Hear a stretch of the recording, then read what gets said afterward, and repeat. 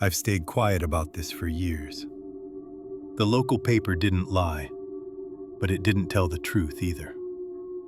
They said it was a spring break accident. Drunk college kids, rough waters, poor judgment. And one survivor. Me. Tragic, but simple. Well, it wasn't simple. It was so much more.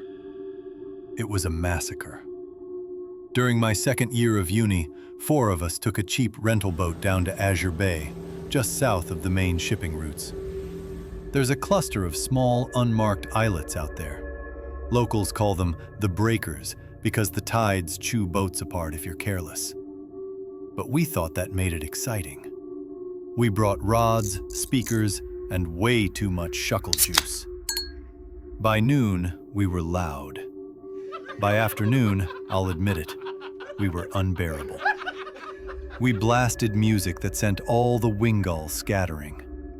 One of my friends, Evan, kept throwing empty bottles into the water to see if a pelipper would grab them. Another tried hooking a passing tentacool just to freak it out, laughing when it inked the water and fled. I remember thinking we should all just chill, but I didn't say anything. At sunset, the tide dropped enough to reveal a narrow sandbar between 2 rocks. That's where we saw the froakie. It was small, bright, sitting at the edge of a tide pool, croaking softly like it didn't know it should be afraid. Evan tried to pick it up. The froakie panicked and jumped straight onto a jagged shard of coral.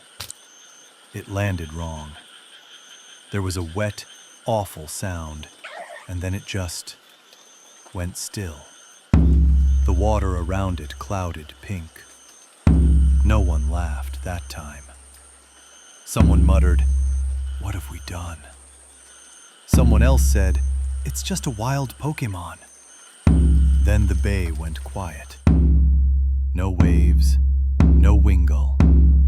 Even the water felt like it stopped breathing. That's when I noticed the shadow.